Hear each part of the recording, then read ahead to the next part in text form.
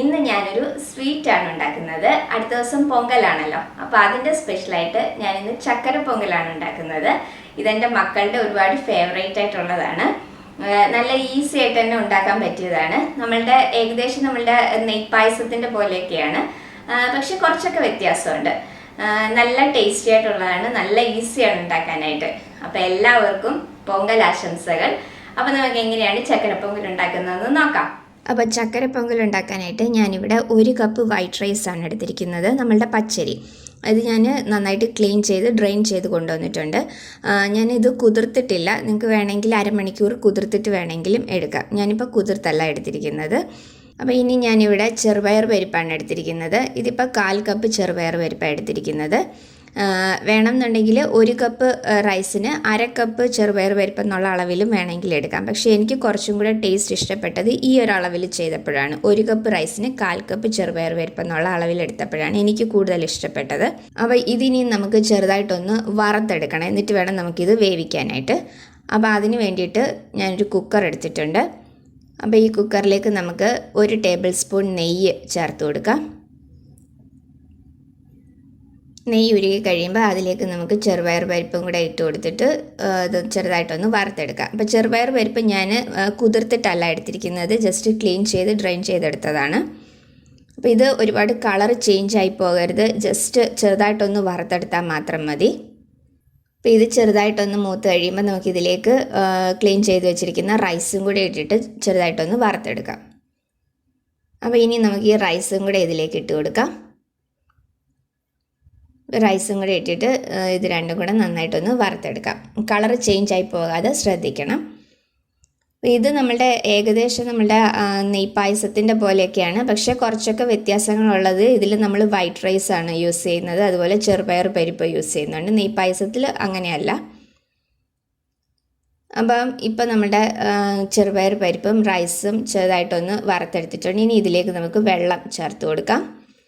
Rice അളന്നെടുത്തിരിക്കുന്ന അതേ കപ്പിൽ തന്നെയാണ് ഞാൻ വെള്ളം എടുത്തേക്കുന്നത്. 4 കപ്പ് വെള്ളം എടുത്തിട്ടുണ്ട്.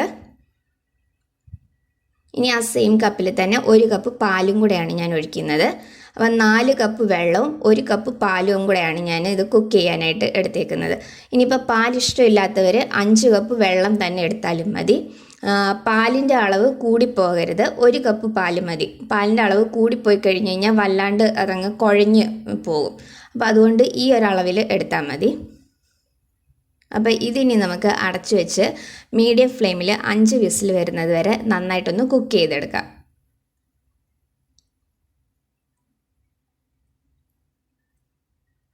ഇനി ആ സമയം കൊണ്ട് തന്നെ നമുക്ക് ശർക്കരയും കൂടെ ഒന്ന് ഉരുക്കിയെടുക്കാം. അപ്പോൾ ഞാൻ ഈ ഒരു വലുപ്പത്തിലുള്ള 3.5 അച്ച് ശർക്കരയാണ് എടുത്തിരിക്കുന്നത്. 1.5 കപ്പ് വെള്ളത്തിൽ 3.5 അച്ച് ശർക്കരയാണ് ഞാനിത് ഉരുക്കാനായിട്ട് വെച്ചിരിക്കുന്നത്. അപ്പോൾ ഇതിനിയും നന്നായിട്ടൊന്ന് ഉരുക്കി അരിച്ചെടുക്കാം. ഇപ്പോൾ നമ്മളുടെ ശർക്കര നന്നായിട്ടൊന്ന് ഉരുകി വന്നിട്ടുണ്ട്. അപ്പോൾ ഇതിനി നമുക്കൊന്ന് അരിച്ചെടുത്ത് കൊണ്ടുവരാം.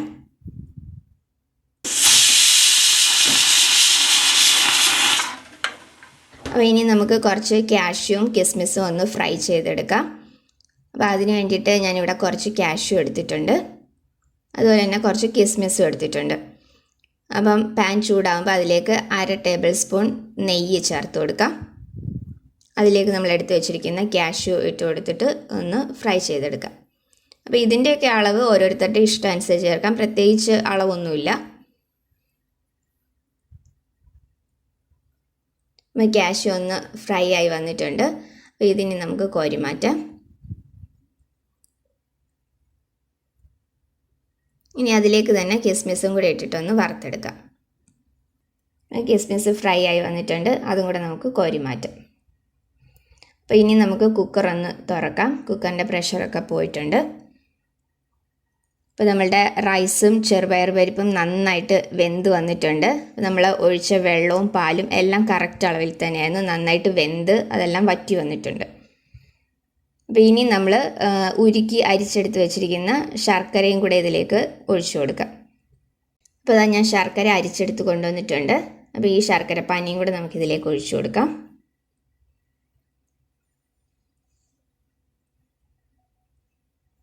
അപ്പം മധുരം കൂടുതൽ വേണ്ടവർ അതിനനുസരിച്ച് കുറച്ചും കൂടെ കൂടുതൽ ശർക്കര വേണേൽ ചേർക്കാം. പക്ഷേ ഈ ഒരളവിൽ ഞങ്ങൾക്കിവിടെ നല്ല മധുരമുണ്ട്. ഇനിയിപ്പോൾ കൂടുതൽ വേണ്ടവർ അതിനനുസരിച്ച് കൂടുതൽ ശർക്കര ചേർത്തോണം. അപ്പോൾ എൻ്റെ ശർക്കരയ്ക്ക് അധികം കളറില്ലാത്തത് കാരണമാണ് ഈ ഒരു കളറിലിരിക്കുന്നത്. ഇതിലേക്ക് ഞാൻ 1/2 ടേബിൾ സ്പൂൺ നെയ്യും കൂടെ ചേർത്ത് കൊടുക്കുകയാണ്. അതും കൂടെ ചേർത്തിട്ട് നന്നായിട്ടൊന്നുകൂടെ ഒന്ന് മിക്സ് ചെയ്തെടുക്കാം.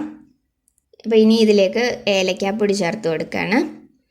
ഇനി നമ്മൾ ഫ്രൈ ചെയ്ത് വെച്ചിരിക്കുന്ന ഈ അണ്ടിപ്പരിപ്പും കിസ്മിസും കൂടെ ഇതിലേക്ക് ചേർത്ത് കൊടുക്കാം. കുറച്ചുകൂടെ നല്ല കളറുള്ള ശർക്കരയാണെങ്കിൽ നമ്മുടെ പൊങ്കൽ കുറച്ചും കൂടെ നല്ലൊരു കളറിൽ ഇരിക്കും. അപ്പം എൻ്റെ ശർക്കരയ്ക്ക് അധികം കളറില്ലാത്തത് കൊണ്ടാണ് ഈ ഒരു കളറിലിരിക്കുന്നത്. അപ്പോൾ അതും കൂടെ ചേർത്ത് കൊടുത്ത് നമുക്കെല്ലാം കൂടെ നന്നായിട്ടൊന്ന് മിക്സ് ചെയ്തെടുക്കാം. ഇനി ഇതിലേക്ക് ഞാൻ ഒരു നുള്ളു ഉപ്പും കൂടെ ചേർത്ത് കൊടുക്കുകയാണ്. ഒരു നുള്ളാകാവുള്ളൂ, കൂടിപ്പോകരുത്. നമ്മളുടെ മധുരം ഒന്ന് ബാലൻസ് ചെയ്യാൻ വേണ്ടിയിട്ട് മാത്രമാണ് അത് ചേർത്തേക്കുന്നത്. ഇനി ഇതിലേക്ക് ഞാൻ 1 ടീസ്പൂണും കൂടെ നെയ്യ് ചേർത്ത് കൊടുത്തിട്ടുണ്ട്.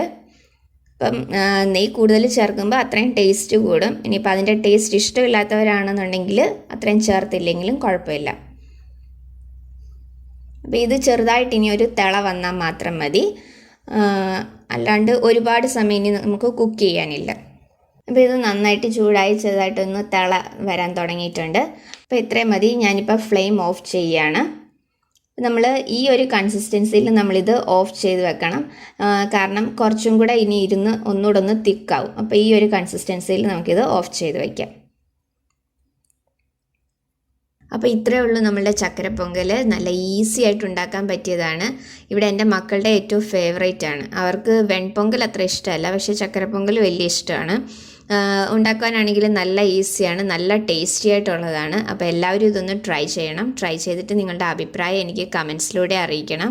അപ്പോൾ വീഡിയോ ഇഷ്ടമായിട്ടുണ്ടെങ്കിൽ ലൈക്ക് ചെയ്യാനും ഷെയർ ചെയ്യാനും സബ്സ്ക്രൈബ് ചെയ്യാനും മറക്കരുത്. അടുത്ത വീഡിയോയിൽ വേറൊരു നല്ല റെസിപ്പി ആയിട്ട് കാണാം. താങ്ക്